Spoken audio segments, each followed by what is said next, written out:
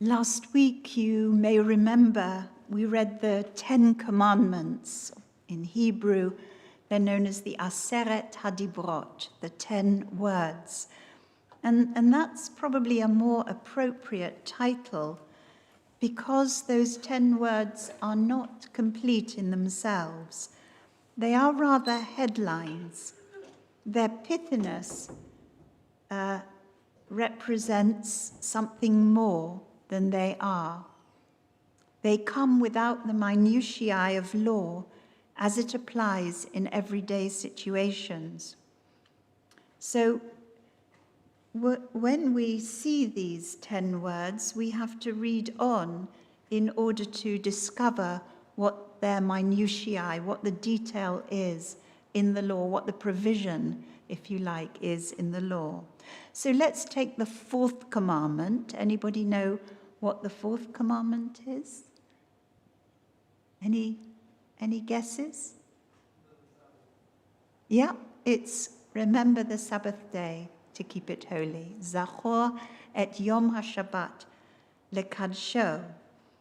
So that's what the fourth commandment, the fourth word, tells us. It gives us a little spiel, a little reward as well, that your days may be long in the land, which the Eternal One. No, that's the fifth commandment, but never mind. Remember the Sabbath day and keep it holy. But do you notice that when you think about the 10 words, nowhere do we find a reference to any of the festivals? So in order to get the provision, the small print of this provision, we have to go into this week's Torah portion, and the next few chapters along, where we find the first outline of the religious calendar in the Torah, which instructs the Israelites to celebrate the 3 festivals as they're known in Exodus: Chag HaMatzot, the festival of unleavened bread; Chag HaKatzir, the feast of the harvest and the first fruits; and Chag HaAsif, the feast of ingathering. These are the 3 agricultural festivals which become Pesach, Shavuot, and Sukkot. So you can see how in last week's parasha you've got those headlines, and then the continuation, if you like, with all the details, is in this week's parasha, which is Mishpatim. Now, the first of the 10 commandments is expressed solely as a statement, an introduction, if you like, to the God who goes on to make these laws. I am the Eternal One who brought you out of the land of Egypt, out of the house of bondage. This first commandment, this first word, God identifies God's self. I am your God, he is saying. I was the one who brought you out of Egypt, out of the house of slavery. When we turn to the beginning of this week's parasha, Mishpatim, which means laws, rules, or judgments, we see a direct connection between that first word and the opening verses of Mishpatim, because we discover that the chapter begins with none other than the laws of slavery. Now, slavery might seem counterintuitive for me to be speaking about slavery in the 21st century, but in Egypt, of course, the Israelites were subject to unpaid forced labor, which, as the Torah tells us earlier on, exhausted and crushed their spirits because of the cruel bondage. The detailed laws of slavery in Exodus 21 describe a much more restricted form of indentured service. An Israelite might be reduced to indentured servitude because of extreme poverty, debt, or in restitution for theft. The individual was not a chattel owned by the master. So there's a real difference between the slavery in Egypt when the Israelites were slaves and the law that surrounds the institution of slavery as we find it here in chapter 21 of Exodus. If we look even more closely, we discover that unlike other ancient Near Eastern legal collections, there are several regulations in this parashah that are protective of servants, of slaves. So we read, when a man acquires a Hebrew slave, that person serves for 6 years and then goes free in the 7th year without payment. This is not forced labor. This is not labor that goes on and on and on and on and on and keeps somebody in permanent servitude. The Torah goes on, if he's a male servant and came into his slavery, became a slave single, he leaves as a single person.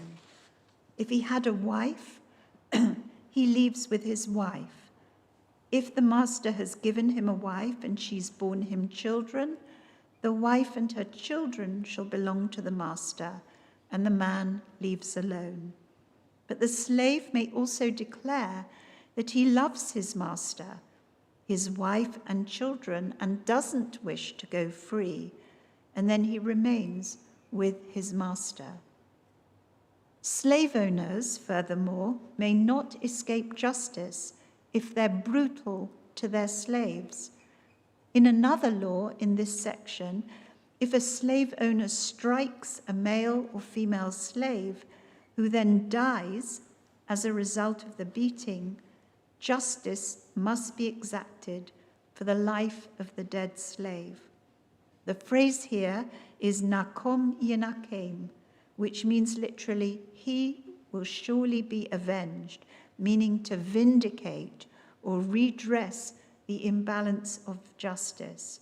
It's not about getting even, but about the community, in this case, ensuring that the slave owner faces criminal charges and will face execution for the loss of the life of his slave.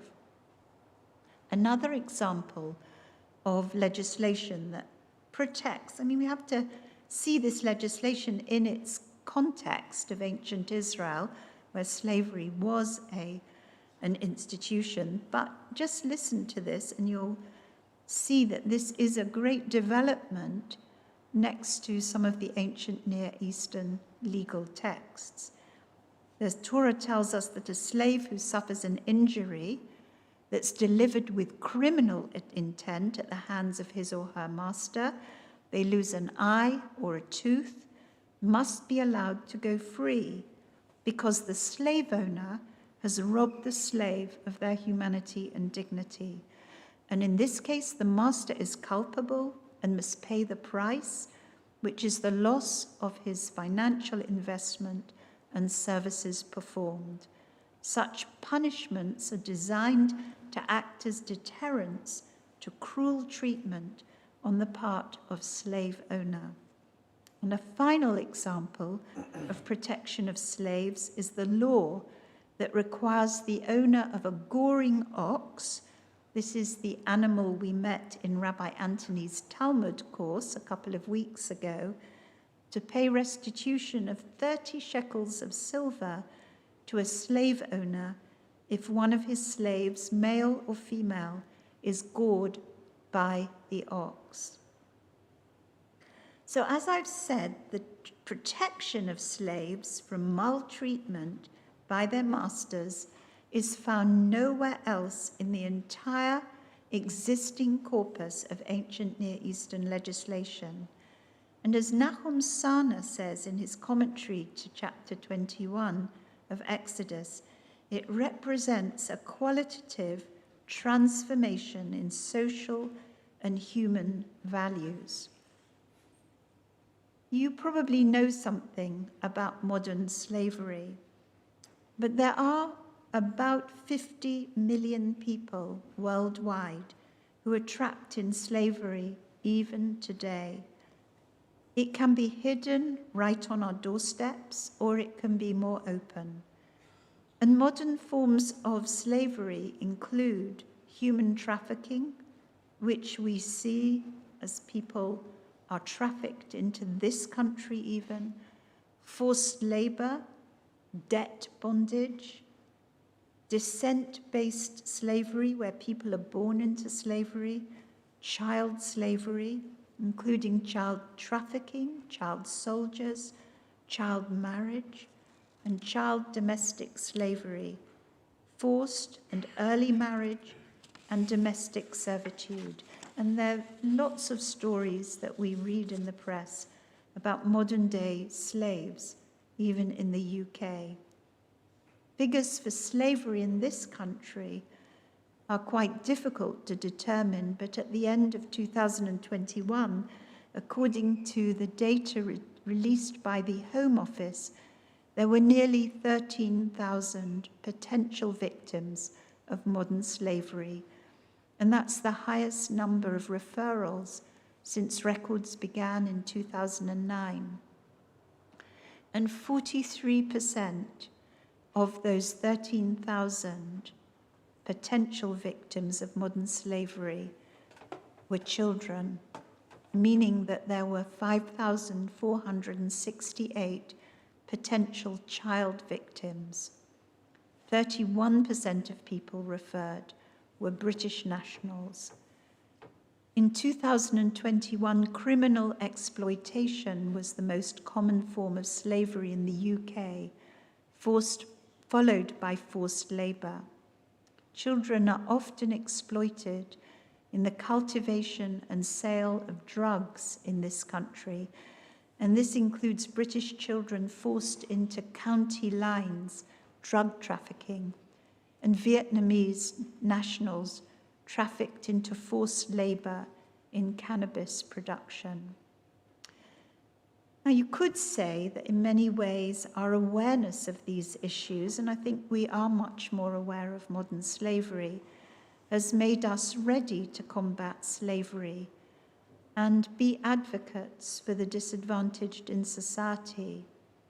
But in other ways, the language we use about those who seek asylum or refugee status in this country, the irrational fears that we harbour against the stranger in our midst, our ignorance and prejudices, all of these mean that law is vital in fighting injustice and wrongdoing.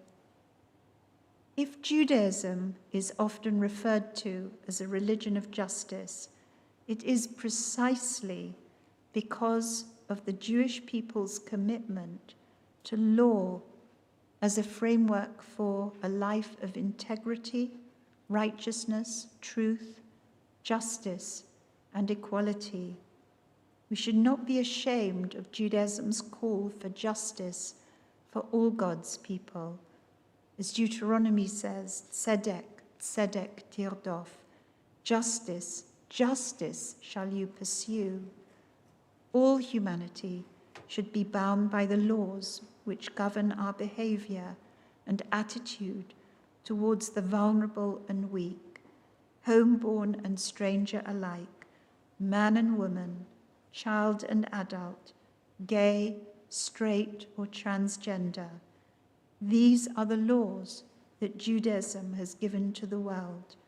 May we uphold them and cherish them, because it is on these judgments, these mishpatim, that the world stands or falls.